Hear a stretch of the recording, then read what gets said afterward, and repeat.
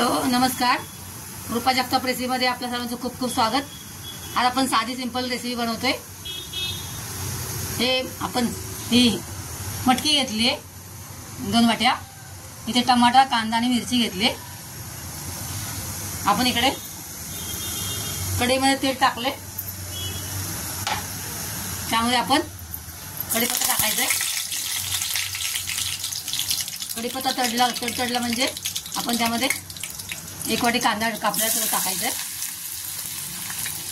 छान भाजून घ्यायचा आहे कांदा। भाजून झालेला आहे। आपण त्यात आता आपण ही मिरची ऍड करणार आहोत। मिरची आपल्या आवडीनुसार टाकू शकता तुम्ही। आम्हाला जास्त तिखट आवडतं म्हणून मी जास्त मिरची टाकले। तुम्हाला कमी तिखट असेल तर कमी टाकू शकता तुम्ही। मिरची पण छान भाजून घ्यायची आहे। आपला कांदा मिरची छान भाजून झालेला आहे। त्यामध्ये आता आपण टमाटर टाकायचा 1 वाटी बारीक चिरलेला आणि परत छान हलवून घ्यायचंय। छान टमाटर भाजून घ्यायचंय। टमाटर पण छान भाजून झालेलं आहे। त्यामध्ये आता थोडासा अद्रक लसूण थोडीशी पेस्ट टाकायची। अद्रक लसूण पेस्ट टाकायची आणि छान भाजून घ्यायचे अद्रक लसूण पेस्ट पण।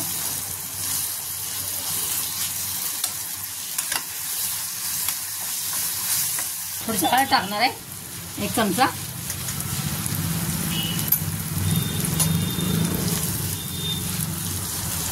आणि छान हलवून घ्यायचंय।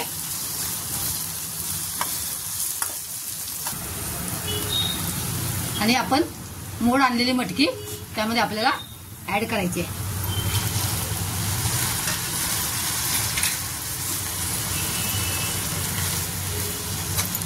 आणि छान व्यवस्थित हलवून घ्यायचे।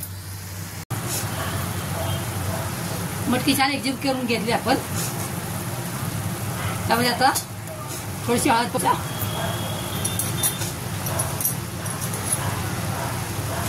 आणि 10 मिनिटं वाफेवरती छान शिजवून घ्यायचे। 10 मिनिटं झालेली आहेत। आपली भाजी बऱ्यापैकी छान सुकी सुकी झाली आहे। त्यामुळे आता आपण मीठ टाकायचंय आणि छान परत हलवून घ्यायचंय व्यवस्थित। आता मीठ टाकल्यामुळे अजून थोडंसं त्याला पाणी सुटेल।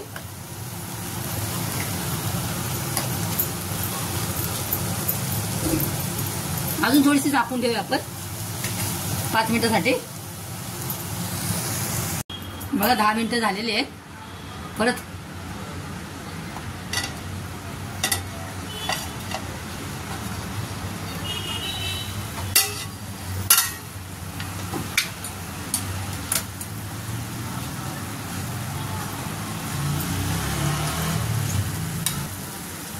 मटकी बघा छान शिजलेली आहे।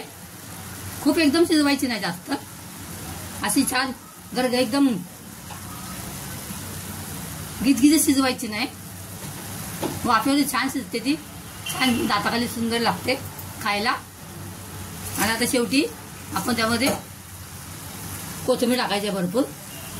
कोथिंबीर धुवून कापून घेतलेली आहे। तुम्ही ही भाजी टिफिनला वगैरे नेऊ शकता। लहान मुलांना पण कमी मिरची टाकून देऊ शकता। खूप अशी पौष्टिक अशी भाजी आहे ही। मोठ्याने पण टिफिनला नेऊ शकता।